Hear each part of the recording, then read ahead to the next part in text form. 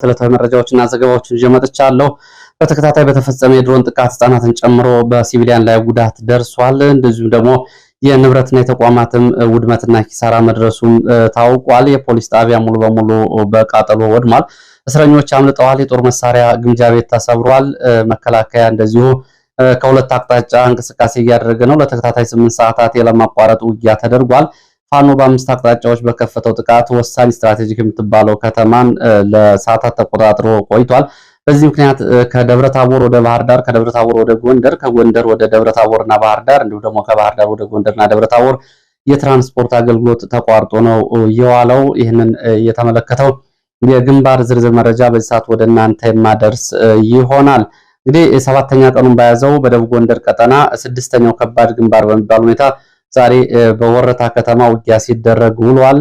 ከዚህ ቀደም ብሎ ንፋስ መውጫ ትልቁ ማረሚያ ቤት በሚገኝበት ስማዳ እንዲሁም ደግሞ ኦስቴ በተለያዩ አካባቢዎች ጋሳይ ደብረታቦርን ጨምሮ በዞኑ ከተማ የተደረጉ ውጊያዎችና የነበረውን አጠቃላይ ሳምንታዊ ዘመቻ በተመለከተ 6ኛው ግንባር ዛሬ በወረታ ሲደረግ ውሏል። የድሮን ጥቃቶችም በሳምንቱ ለ3ኛ ጊዜ ብዙ ህዝብ በሚኖርባቸው ከተሞች ድሮን ጥቃቶች ተፈጽመዋል። በድሮንና በሰው አልባ አውሮፕላን ድብደባም እንደዚሁ ጉዳት ደርሷል። መከላከያ ከተሞቹን በአየር ኃይል ለመጠበቅ የተገደደበት ሰሞነኛ ሁኔታ ነው እንግዲህ አጠቃላይ ዘመቻው የሚያሳየው። ይህንን ጨምሮ በዚህ አካባቢ ያለውን ዝርዝር መረጃ በዚህ ሰዓት ወደ እናንተ የማደርስ ይሆናል። እየተከታተላችሁ አብራችሁ እንድትቆዩ ነው በአክብሮት የሚጋብዛችሁ። ይሄ እንግዲህ በዛሬ መረጃ መነጋገሪያ ከሆኑት ጉዳዮች መካከል አንዱ ነው። ይህንን መረጃ ጨምሮ ሌሎች ዝርዝር መረጃዎች አሉን። ወደ ተለያዩ አካባቢዎች የሚወስዱ መረጃዎች አሉ። ከወረታ ባሻገር ወደ ምንጃር እንዲሁም ደግሞ ወደ ጎጃም የተለያዩ አካባቢዎች የሚወስዱ መረጃዎች አሉ። በሰሜን ኢትዮጵያ ያለውን ውጥረትን በተመለከተ አዳዲስ ሪፖርቶች እየወጡ ነው የሚገኙት። ከኤርትራ ወደ ኢትዮጵያ አንጻርና በኢትዮጵያና በኤርትራ በትግራይ አካባቢ ያለውን አጠቃላይ ሁኔታ በተመለከተ አዳዲስ ሪፖርቶች እየወጡ ይገኛሉ። እነዚህና ሌሎች ዝርዝር መረጃዎችን በሰዓት ወደ እናንተ የማደርስ ይሆናል። እናንተ እየተከታተላችሁ አብራችሁ እንድትቆዩ ነው በአክብሮት የሚጋብዛችሁ። እንግዲህ በተለይ በደቡብ ጎንደር ቀጠና ከባለፈው የካቲት ጀምሮ መከላከያ ሰራዊቱ ወረዳዎችን፣ አካባቢዎችን ለቆ የአካባቢ የጸጥታ ኃይል ዞኑንና የወረዳ ከተሞችን እንዲሁም ደግሞ ቀጠናዎችን ይከላከላል ከፋኖ የሚል ግምገማ ከቀረበ በኋላ መከላከያ ለቆ መውጣቱ ይታወቃል። ይህንን ተከትሎ በደቡብ ጎንደር ከሚገኙ 21 የከተማና የወረዳ አስተዳደሮች መካከል ወደ 18 የሚሆኑት በፋኖ እጅ ይገኛሉ። እንዲሁም ደግሞ ደብረታቦርን፣ ንፋስ መውጫን፣ ወረታን ጨምሮ ደግሞ በትልልቅ ከተሞች እንደዚሁ ውጊያዎች መደረጋቸውና ተከታታይ የድሮን ጥቃቶች መፈጸማቸው እንግዲህ ባለፈው ሳምንት መነጋገሪያ አጀንዳዎች እንዲሁም ደግሞ መነጋገሪያ ከነበሩ ጉዳዮች መካከል የሚጠቀሱ ናቸው። ከዚህ ጋር በተያያዘ እንግዲህ በትልልቅ ከተሞች የሚደረጉ ዘመቻዎች በሲቪሊያን ላይ በንብረት ላይ እንዲሁም ደግሞ በተፋላሚ በራሳቸው ጭምር የሚደርሱ ጉዳቶችን በተመለከተ የሚወጡ መረጃዎች አሉ። ይህንን በተመለከተ እንግዲህ አጠቃላይ በ3ኛ ዓመቱን በያዘው በአማራ ክልል እየተደረገ ባለው ዘመቻ ፋኖ ተዳክሟል። ፋኖ እንኳን አውራ ጎዳናዎችንና አውራ መንገዶችን እንዲሁም ደግሞ ትልልቅ የዞንና የክልል ከተሞችን ቀርቶ ራሱን ለመከላከል በሸለቆዎችና በዋሻዎች ውስጥ እንኳ ቆሞ ለ10 እና ለ20 ደቂቃ መዋጋት አይችልም የሚለው የነ ፊልድ ማርሻል ብርሃኑ ጁላ ተደጋጋሚ የሚዲያ ፕሮፓጋንዳ ይህንን ተከትሎ እንደዚሁ የምስራቅ እዝ አዛዥ ጀነራል መሐመድ ተሰማም በተደጋጋሚ ባህር ዳርም እንዲሁ ደግሞ ፍኖተ ሰላምና ደብረ ማርቆስ ላይ በነበሩ ሪፖርቶች ይህንን ማቅረባቸው ይታወቃል። ይህንን ተከትሎ እንግዲህ የብልጽግና ባለስልጣናት መከላከያ ቢወጣ እኛ በራሳችን ጸጥታ አካባቢያችንን እንጠብቃለን፣ ፋኖ ከሚሊሻ አቅም በላይ አይደለም፣ ተበትኗል፣ እጅ ሰጥቷል የሚሉ ተደጋጋሚ ፕሮፓጋንዳዎችን ሲያደርጉ ነበረ።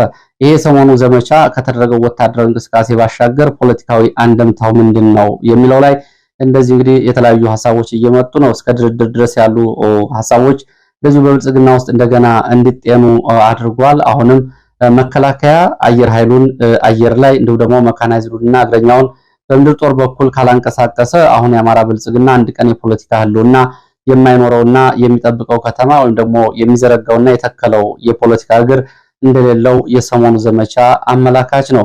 ይሄ ነው እንግዲህ ከዘመቻው አጠቃላይ ፖለቲካዊ አንደምታዎች አንፃር።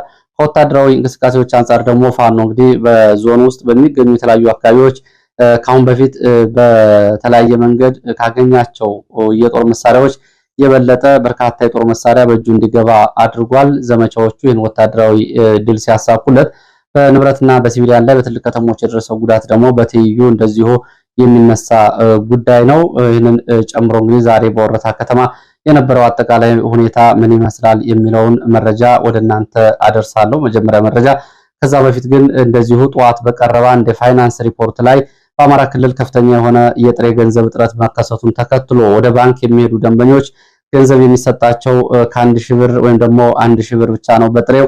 ይሄ በአሁን ባለው የገበያ ሁኔታ ውስጥ 1000 ብር ምንም ፋይዳ የሌለው ገንዘብ ነው። ይሄ በዚህ ልክ የጥሬ ገንዘብ እጥረት መከሰቱን እንዲሁም ደግሞ በትግራይ ደግሞ ከጥሬ ገንዘብ እጥረት ባሻገር የኤርትራ ናቅፋ ገንዘብ በአንዳንድ የትግራይ አካባቢዎች እንደዚሁ እንደመገበያያ እያገለገለ ነው የሚሉ መረጃዎች መድረሳቸው ወደ እናንተ ይታወቃል።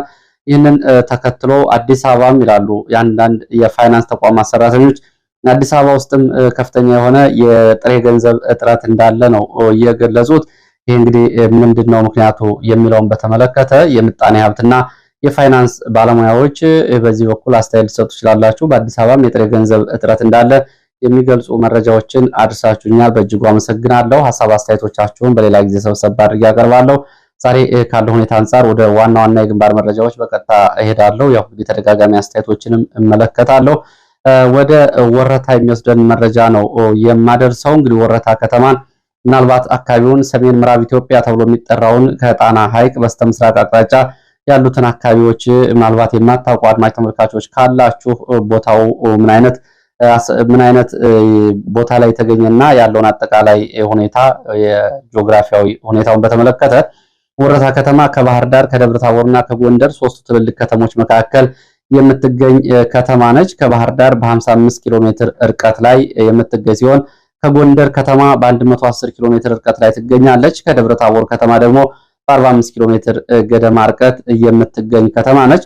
ወረታ ከተማ ከማለዳ ጀምሮ እንግዲህ በእግረኛና በአየር ኃይል የታገዘ ከባድ ውጊያ ሲደረግ ነው ያረፈደው። ዛሬ ፋኖ በአምስት አቅጣጫ ከሌሊቱ 11 ሰዓት ጀምሮ እንደዚሁ የተጠና በተባለ ዘመቻ ወደ ከተማው ጥቃት መክፈቱን ተከትሎ በከተማው ውስጥ የነበረው የአድማ ብተና፣ የሚሊሻ፣ የፖሊስ ኃይል ደግሞ እንዲሁም ደግሞ ሰላም አስከባሪ ተብሎ የተዋቀረ ኃይል ያጸፋ ምላሽ ሰጥቷል። ይህንን ተከትሎ እንግዲህ በከተማው ዙሪያ በተለያዩ አካባቢዎች ወደ 8 በሚደርሱ ቦታዎች ውጊያዎች ሲደረጉ ነበር። በ5 ግንባሮችና በ8 ቦታዎች ውጊያ ሲደረግ እንደነበር የዓይን እማኞች ገልጸዋል። ከነዚህ መካከል እንደዚሁ በእርሻ ኮሌጅ፣ ሸለቆ፣ ጉበና፣ ሻጋበር፣ እስላም መቃብር፣ ፏፏቴ ጨምሮ በጊዮርጊስ በኪዳነ ምሕረትና መድኃኔዓለም አብያተ ክርስቲያናት መግቢያዎች እንደዚሁ ውጊያ ሲደረግ እንደነበር የመረጃ ምንጮቹ ገልጸዋል። ከፍተኛ ወታደራዊ፣ ሰብአዊ፣ ቁሳዊ ኪሳራ ደርሷል ነው የተባለው። ከዚህ ጋር በተያያዘ እንግዲህ የከተማው 2 ፖሊስ ጣቢያዎች እንደዚሁ ወድመዋል የሚል መረጃ ወጥቷል። የወረታ ከተማ አስተዳደር ፖሊስ ማዘዣ ጣቢያና እንዲሁም ደግሞ የፎገራ ወረዳ የፖሊስ ማዘዣ ጣቢያ የቃጠሎ ውድመት ደርሶባቸዋል። ከፖሊስ ጣቢያዎቹ ውስጥ በቁጥር ያልታወቁ እስረኞች አምልጠዋል። በወረታ ከተማ አስተዳደር ፖሊስ ጣቢያ ከ25 በላይ እስረኞች ስለማምለጣቸው የወጡ መረጃዎች ያሳያሉ። በቁጥር ያልታወቀ የጦር መሳሪያም እንደዚሁ በፋኖ እጅ ገብቷል። በፖሊስ ጣቢያዎቹ የሚገኙ የጦር መሳሪያ ማከማቻ ግምጃ ቤቶችም እንደዚሁ ተሰብረው የጦር መሳሪያ በፋኖ እጅ ስለመግባቱ የሚገልጹ መረጃዎች ናቸው ያሉት። እንግዲህ ሜዳማ ከመሆኑ አንፃር በውጊያውም እንደዚሁ የደረሱ ጉዳቶች ከፍተኛ መሆናቸውን የሚገልጹ መረጃዎች ወጥተዋል። ሁለተኛው የፎገራ ወረዳ ፖሊስ ጣቢያን በተመሳሳይ ልክ እንደ ከተማ አስተዳደሩ ፖሊስ ጣቢያ መሳሪያ ግምጃ ቤት ተሰብሮ የጦር መሳሪያና ተተኳሽ በፋኖ እጅ ገብቷል። ያልታወቀ የሚሊሻ የሰላም አስከባሪና የፖሊስ አባል እንዲሁም ደግሞ የፋኖ አባላትም ሙትና ቆስለኛ ሆነዋል። ሲቪሊያንን በተመለከተ ወደ ታች ሪፖርት አቀርባለሁ። እስር ቤት ውስጥ ሆኖ ዘመቻ ሲመራ የነበረ እንደዚሁ የደህንነት ኃላፊም እንደዚሁ ተይዞ ተወስዷል ተብሏል ከእስር ቤቶቹ ጋር በተያያዘ። ስለዚህ እንግዲህ 2 ፖሊስ ጣቢያዎች ተሰብረዋል። 2 የመሳሪያ ግምጃ ቤቶች ስለመሰበራቸውና 2ቱ ፖሊስ ጣቢያዎች በተለይ በዋናነት የወረታ ከተማ አስተዳደር ፖሊስ ጣቢያ ሙሉ በሙሉ በእሳት ቃጠሎ ውድመት ደርሶበታል የሚል መረጃ ነው ያለው። ይህ እንግዲህ ከከተማው ዘመቻ አንጻር ነው ወታደራዊ ኪሳራን እየተመለከተ። ከዚህ ባሻገር እንደዚሁ የአየር ጥቃትን በተመለከተ ደግሞ በሰው አልባ አውሮፕላኖች ወይም ደግሞ በድሮን በተፈጸመ ጥቃት እንደዚሁ ጉዳቶች ደርሰዋል። በሲቪሊያን ላይ የሞት የአካል ጉዳት እና በንብረት ላይ እንደዚሁ ጉዳት ደርሷል። እስካሁን ድረስ በከተማው አካባቢ የተፈጸሙ የድሮን ጥቃቶችን በተመለከተ ግልጽ እና ዝርዝር የሆነ መረጃ የለም። ሶስት የዓይን እማኞች ግን የሚከተለውን ብለዋል። አንደኛው የድሮን ጥቃት ጊዮርጊስ መግቢያ አካባቢ በእንደዚሁ በተፈጸመ የድሮን ጥቃት ህፃናትን ጨምሮ ጉዳት ስለመድረሱ የመረጃ ምንጮች ገልጸዋል። በዚህም እንደዚሁ እንግዲህ ህይወት አልፏል፣ ቁጥራቸው ያልታወቁ ሰዎችም እንደዚሁ ሰለባ ሆነዋል የሚል ነው። በከተማው መግቢያ 3 በሮች ላይ ድሮን ጥቃት መፈጸሙን የሚገልጹት የዓይን እማኝ በዚህ በሰው አልባ አየር ድብደባ የደረሱ መረጃዎችን እያጣሩ እንደሆነ ሲገልጹ አሁን ባለው ሁኔታ ግን ከስቴበር ተብሎ በሚጠራ አካባቢ በተፈጸመ የድሮን ጥቃት 7 የሚደርሱ ንጹሃን ጉዳት ደርሶባቸዋል። ከነዚህ ውስጥ 7ቱም ወደ ሆስፒታል ተወስደው 3ቱ ወዲያውኑ ህይወታቸው አልፏል። እነዚህ በድሮን ጥቃት ጉዳት የደረሰባቸው ሲቪሊያን ናቸው። ከከተማው በመሃል ከተማ አቅራቢያ ደግሞ ዳሞትዬ ተብሎ በሚጠራ ቦታ ላይም እንደዚሁ የድሮን ጥቃት ተፈጽሟል። በዳሞትዬ ተብሎ በሚጠራው ቦታ ላይ የተፈጸመው ጥቃት የደረሰው ጉዳት አልታወቀም። እንደዚሁም በወረታ ከተማ መውጫ በኩል ሻጋበር ተብሎ በሚጠራው አካባቢ እንደዚሁ ተከታታይ የድሮን ድብደባዎች እንደነበሩ ተገልጿል። በዚህ ቦታም እንደዚሁ የደረሰው ጉዳት በውል አልታወቀም። በሁለቱ የድሮን ጥቃቶች በስቴበርና በጊዮርጊስ በር ባለው በኩል በተፈጸሙ የድሮን ጥቃቶች ግን በሲቪሊያን ላይ ጉዳት ደርሷል። እስካሁን ድረስ እንግዲህ የአራት ሲቪሊያን ህይወት በድሮን ጥቃት ህይወታቸው ሲያልፍ ሌሎች በቁጥር ያልታወቁ እንግዲህ 7 ከላይ አለ፣ ሌላ ተጨማሪ አለ። እሱን ጨምሮ ጉዳት ደርሶባቸዋል ነው የተባለው። እንግዲህ ባለፈው ከ3 ቀናት በፊት የካቲት 4 በነበረው በደብረ ታቦር በነበረው ዘመቻ በርካታ ተከታታይ የድሮን ጥቃቶች ምናልባት በኢትዮጵያ ውስጥ የድሮን ወይ ደግሞ ሰው አልባ አውሮፕላኖች በውጊያ ላይ ከተሰማሩ በኋላ ከፍተኛ የሆነ የድሮን ድብደባ መፈጸሙ ይታወቃል። ዛሬም እንግዲህ መነሻቸውን ባህር ዳር ያደረጉ ድሮኖች ይህንን ጉዳት አድርሰዋል ነው የተባለው። ይህ እንግዲህ የሚያሳየው በከተሞቹ አካባቢ የእግረኛው ወደ ከተሞች መሰብሰቡን ተከትሎ ከተሞቹን በአየር ኃይል ለመጠበቅ የሚደረገውና የመጨረሻው ወታደራዊ ኃይል መዛባትና የእግረኛ ኃይል መዛባት መድረሱን የሚያሳይ ነው። እንግዲህ በዚህ አሁን ወደ መጨረሻ አካባቢ ከተማው አካባቢ ያለው ሁኔታን በተመለከተ የወጡ መረጃዎች አሉ። ከሌሊቱ 11 ሰዓት እስከ እኩለ ቀን በነበረው አጠቃላይ ውጊያ የደረሰው ሰብአዊ፣ ቁሳዊና ወታደራዊ ኪሳራ በዝርዝር አልታወቀም። በፋኖ በኩልም በመከላከያም፣ በአድማ ብተና፣ በፖሊስ፣ በሰላም አስከባሪ እንዲሁም ደግሞ በሲቪሊያን ላይ የደረሰው ጉዳት ገና በዝርዝር እየተጣራ ነው። ውጊያው ከቀኑ 7 ሰዓት ገደማ ጀምሮ ቆሟል። መከላከያ ከሁለት አቅጣጫ እግረኛና መካናይዝድ ወደ ወረታ ከተማ አስገብቷል ነው የተባለው። አንደኛው ከባህር ዳር ሲሆን ሁለተኛው ደግሞ ከአዲስ ዘመን ከተማ አቅጣጫ መከላከያ ወደ ወረታ ተመልሶ ገብቷል። ፋኖ ከተማውን ለቆ ወጥቷል። በዞኑ ያለው አጠቃላይ ሁኔታ እንግዲህ ለብልጽግና እጅግ አስደንጋጭ እንደሆነ የሚወጡ መረጃዎች ይህንን ያሳያሉ። ከተሞቹን ለቀው ወጥቶ የነበረው መከላከያ እግረኛ እንዲሁም ደግሞ መካናይዝድ ተመልሶ ደብረታቦርም ንፋስ መውጫም ለመግባት ተገዷል። እንዲሁም ደግሞ ወረታም እንደዚሁ ተመልሶ ገብቷል። ወረታ፣ ደብረታቦር፣ ንፋስ መውጫና ሌሎቹን የወረዳ ከተሞች በዞን ውስጥ ያሉትን የሚሊሻ አድማ ብተናና ሰላም አስከባሪ ይጠብቃል። እንዲሁም ደግሞ የቀድሞ ምልስ የፋኖ ሚሊሻ አባላት ይጠብቃሉ በሚል ነበር መከላከያ ለቆ የወጣው። ወደ ንፋስ መውጫ ከተማ ከላሊበላ ከተማና ከጋሸና ከተማ የተንቀሳቀሰ መከላከያና አድማ ብተና ወደ ንፋስ መውጫ ከተማ ተመልሶ ሲገባ፣ ወደ ደብረታቦር ከተማ ደግሞ ከባህር ዳር እንግዲህ በሁለት ዙር በበርካታ ተሽካሪዎች የታጀበ መከላከያ የቡድን መሳሪያዎችን መካናይዝድ ኃይል ይዞ ተመልሶ መግባቱ ይታወቃል። ዛሬ ወረታም እንደዚሁ ከባህር ዳር እና ከአዲስ ዘመን ጎንደር አቅጣጫ ኃይል ስለመግባቱ ነው መረጃዎች የሚያሳዩት። አሁን በከተማው ያለው አጠቃላይ ሁኔታ በተመለከተ ይህ መረጃ ወደ እናንተ እየተላለፈ ባለበት ሰዓት አሁን ወረታ ከተማ ሙሉ በሙሉ ተኩስ ቆሟል። መከላከያ ወደ ከተማው ገብቷል። ፋኖም ሙሉ በሙሉ ከተማውን ለቆ ወጥቷል። ቁስለኛ አስከሬኖች እየተነሱ እንደሆነና ወደ ሆስፒታል እየተወሰዱ እንደሆነ የዓይን እማኞች ይህንን ገልጸዋል።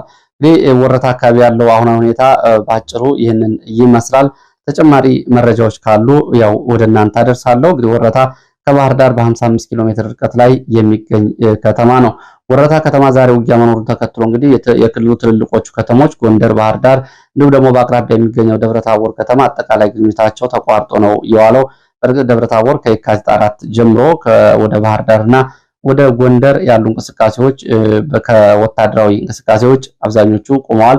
ከደብረታቦር ከተማ አሁን በዚህ ሰዓት እንግዲህ ወደ ወረታ ከወታደራዊ እንቅስቃሴዎች እንዲሁም ደግሞ ከደብረታቦር ከተማ ወደ ብናት ሰሜን አቅጣጫ ወደ ንፋስ መውጫ ወደ ወልዲያ መስመር እንዲሁም ደግሞ ወደ ስቴ ባህር ዳር እንዲሁም ደግሞ በማህደረ ማርያም በኩል ወደ ደራ የሚወስዱ መንገዶች ሙሉ በሙሉ እስካሁን ድረስ ዝግ ናቸው። ደብረታቦር ከተማ ብቻ ነው የመንግስት የጸጥታ ኃይል እንቅስቃሴ ያለው።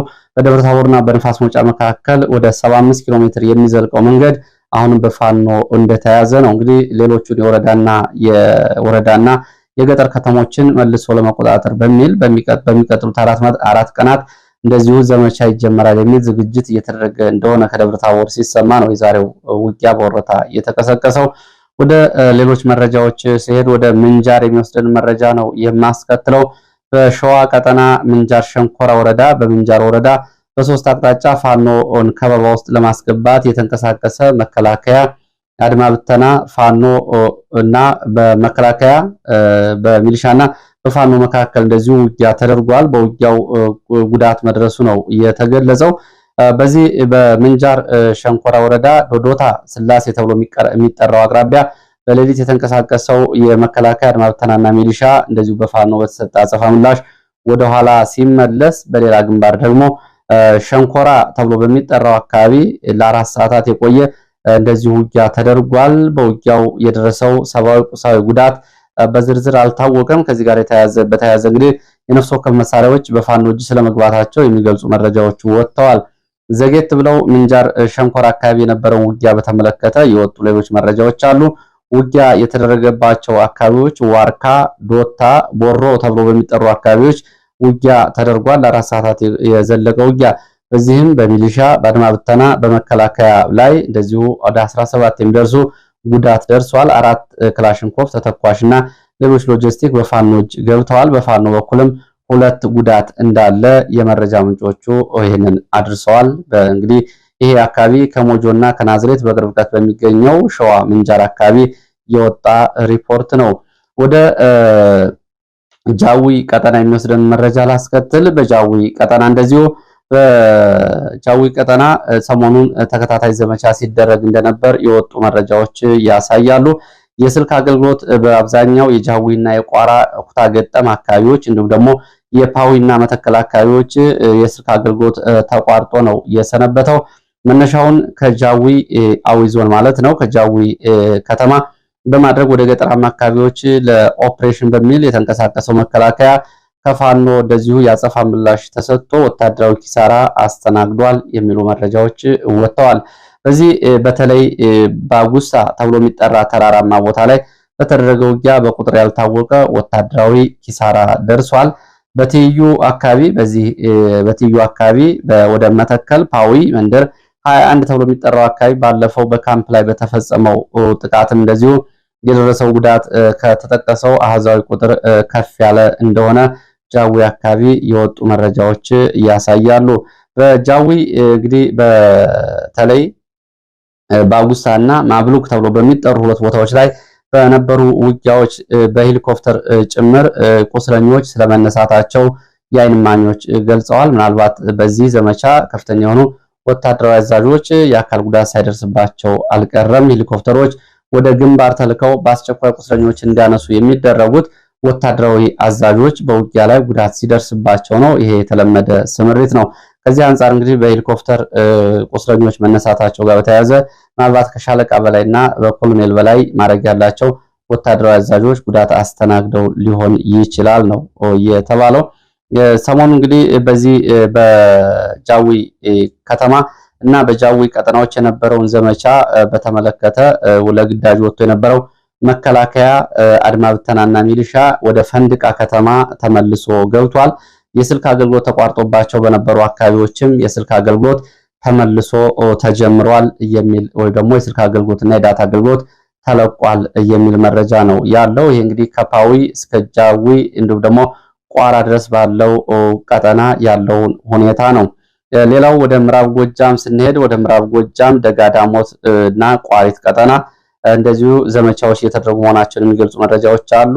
ዛሬ ከወጡ መረጃዎች መካከል በቋሪትና በደጋዳሞት አዋሳኝ ባሉ የገጠራማ አካባቢዎች ወይበይን ተብሎ በሚጠራ አካባቢ ከማለዳ ጀምሮ ወታደራዊ ዘመቻ አሰሳ፣ የእግረኛ ስምሪት መኖሩ ነው የታወቀው። አልፎ አልፎ የተኩስ ድምፅ ይሰማል ያሉት የመረጃ ምንጮች በተለይ ረፋድ 4 ሰዓት አካባቢ በአካባቢው የተኩስ ድምጽ ይሰማ ነበር ብለዋል። በተኩስ ድምጹ እንግዲህ የደረሰ ጉዳት ይኖር አይኖር የታወቀ ነገር የለም። አሁንም ግን ከቋሪት እና ከደጋዳሞት ሁለቱን አዋሳኝ በሆኑ አካባቢዎች ስምሪትና ወታደራዊ እንቅስቃሴ አለ። ከገበዘ ማርያምና ከደጋዳሞት እንዲሁም ደግሞ ከፍኖተ ሰላም አቅጣጫ ወደ አካባቢው መከላከያ ስለመንቀሳቀሱ ሲገለጽ፣ በትናንትናው ዕለትም በደንበጫ ወደ ብር ሸለቆ ባሉ ዋድ የጨረቃና እርግብ ተብለው የሚጠሩ አካባቢዎች ወታደራዊ ስምሪቶች መኖራቸውን መረጃዎች ገልጸዋል። ወደ ሰሜን ኢትዮጵያ የሚወስድን መረጃ ላስከትል። በሰሜን ኢትዮጵያ ካሉት አጠቃላይ ውጥረቶች መካከል እንግዲህ በተለይ አሁን የሶስትዮሽ እየተባለ የሚጠራው ውጥረት ነው በህወሓትና በፌደራል መንግስቱ መካከል፣ እንዲሁም ደግሞ በኤርትራና በኢትዮጵያ መካከል ያለው ውጥረት ነው። በዚህ ቀጠና ያሉ አዳዲስ ወታደራዊ እንቅስቃሴዎችን በተመለከተ የወጡ መረጃዎች አፍሪካ ሪፖርት የተባለ መረጃ አቅራቢ የሚዲያ በኢትዮጵያ መከላከያ ሰራዊት ከፍተኛ ወታደራዊ አዛዥ አገኘሁት ባለው መረጃ መሰረት በሰሜን ኢትዮጵያ በተለይ የኤርትራ ኃይል ወደ ኢትዮጵያ ስለመግባቱ ወታደራዊ አዛዡን በመጥቀስ እንዲሁም ደግሞ ዋቢ በማድረግ ዘግቧል። በዚህም የኤርትራ ጦር ወደ ኢትዮጵያ ትግራይ ክልል በእግረኛና ሜካናይዝድ መግባቱን እንዲሁም ደግሞ ከዚህ አልፎ ቦታዎችን መያዙንና ካምፖች መመስረቱን የሚገልጽ ዘገባ ነው ይዞ የወጣው። በሁለት አቅጣጫዎች ኃይል መግባቱንም እንደዚሁ ይገልጻል። የተያዙ ካምፖች ስለመኖራቸውም እንደዚሁ ይህንን አያይዞ ገልጿል። በዚህ በዘገባው እንግዲህ ተጨማሪ መረጃዎችም እንደዚሁ እየወጡ ነው የሚገኙት። በዛላምበሳ እስከ ዝባንሃሳ ሲቪያ በራማ አድዋ በኩል ባድመ እስከ ማይከሊህ ድረስ ባሉ አካባቢዎች አዲስ የኤርትራ ሰራዊት እንቅስቃሴ መኖሩን የሚገልጸው መረጃው ከኤርትራ በኩልም ሆነ ከኢትዮጵያ በኩል ስለዚህ መረጃ እስካሁን ድረስ የተሰጠ ማብራሪያ የለም። ቀደም ብሎ በኢትዮጵያ የውጭ ጉዳይ ሚኒስቴር በኩል የተሰጠው መግለጫ ይታወቃል። ይህም ኤርትራ ወደ ኢትዮጵያ በመግባት ሉዓላዊ መሬት ይዛለች፣ እንዲሁም ደግሞ በስም ካልተጠቀሱ ሚሊሻ ቡድኖች ጋር እንደዚሁ ወታደራዊ ጥምረት ፈጥራ በኢትዮጵያ ሉዓላዊ ግዛት ላይ እንደዚሁ እያደረገች ነው የሚል የውጭ ጉዳይ ሚኒስቴር መግለጫ መውጣቱ ይታወቃል። ባለፈው ጥር 30 ይህንን ተከትሎ በኤርትራ በኩል የተሰጠው ምላሽም ይታወቃል። በዚህ ጉዳይ ላይ ጊዜ አናጠፋም፣ ከዚህ መግለጫ ጀርባ ያለውን ጉዳይ እንረዳዋለን የሚል ምላሽ መሰጠቱ ይታወቃል። አብረው ከወጡ መረጃዎች መካከል እንግዲህ የኤርትራ ወደ ኢትዮጵያ አስገብታቸዋለች በሚል የታንክ አይነቶችን እንዲሁም ደግሞ የመድፍ አይነቶችን በተለያየ የአጭር ርቀት የመካከለኛና የረጅም ርቀት በሚል የሞርተር አይነቶችን እንዲሁም ደግሞ የተለያዩ የጦር መሳሪያዎችን ጭምር እየያዙ ቁጥሮች እንደዚሁ በትግረኛ በሚጽፉ ገጾች በኩል እየተሰራጩ ነው የሚገኙት። ይህ እንግዲህ ያለውን ውጥረት አጠቃላይ የሚያሳይ ሲሆን በመከላከያ በኩልም እንደዚሁ ከአዲስ አበባና ዙሪያው መካከለኛ ኢትዮጵያ አካባቢ ከደቡብ ምዕራብና ከምዕራብ ኢትዮጵያ አካባቢ እንደዚሁ በሰሜን ምዕራብ ኢትዮጵያና በሰሜን ምስራቅ ኢትዮጵያ አካባቢ በወሎ ጎንደርና አፋር ትይዩ ባሉ የትግራይ አካባቢዎች ተጨማሪ ኃይል እየገባ እየሰፈረ መሆኑን የሚገልጹ መረጃዎች ናቸው እየወጡ የሚገኙት። ይህንን በተመለከተ እንግዲህ ሰሞኑን ብቻ በወለጋ ቀጠና የነበረው ኃይል በታች በኩል በቡሬ ወለጋ፣ ባህር ዳር እንዲሁም ደግሞ በፓዊ ጃዊ፣ ቋራ፣ መተማና ወደ ወልቃይት እንደዚሁም ደግሞ በሸዋና በሌሎቹ አካባቢዎች የነበረው ደግሞ በደጀን፣ ደብረ ማርቆስ፣ ባህር ዳር፣ ጎንደር መስመር እንዲሁም ደግሞ ከተለያዩ የአዲስ አበባ ዙሪያዎች እንደዚሁ የልዩ ዘመቻዎች ጭምር ኮማንዶ የሚባለው ወደ ወልዲያና አካባቢው እንዲሁም ደግሞ በታችኛው በአፋር ቆላማ ቀጠናዎች አዳዲስ ኃይል እየተጠጋ መሆኑንና የጦር መሳሪያም እንደዚሁ እየተጓጓዘ መሆኑን የሚያሳዩ መረጃዎች ሰሞኑን ከወጡ ሪፖርቶች መካከል ይገኙበታል። ከዚህ ጋር በተያያዘ በተለይ በትግራይ ዘመቻ ይደረጋል በሚል የህወሓትን በተጠንቀቅ ለዚሁ ህዝባዊ ጥሪዎችን እያደረገ ነው የሚገኘው። ህወሓትን በትግል ለመታገል የሚንቀሳቀሰው የታጣቂ ኃይልም እንደዚሁ ከነዚህ ዘመቻዎች ጋር ቀድሞ ቦታዎችን ለመያዝ የሎጂስቲክ ድጋፍ እየተደረገለት እንቅስቃሴ እያደረገ መሆኑን የሚገልጹ መረጃዎች ወጥተዋል። ለዚህ ሰዓት እንግዲህ ያስኳቸው የሀገር ውስጥ መረጃዎች እነዚህን የሚመስሉት። ከመጀመሪያው እስከ መጨረሻው ስለተከታተላችሁ በእጅጉን የማመሰግነው። በሌላ ተመሳሳይ መርሃ ግብር እስከምንገናኝ ድረስ ለነበረን ቆይታ አመሰግናለሁ። አሁንም ሐሳብ አስተያየት ቢኖራችሁ ጥቆማ ዜና@gmail.com ላይ ልትልኩልኝ ትችላላችሁ። እንዲሁም ደግሞ በቴሌግራም፣ በዋትስአፕ፣ በሜሴንጀር መልእክቶችን እያደረሳችሁ ስለሆነ በእጅጉ አመሰግናለሁ።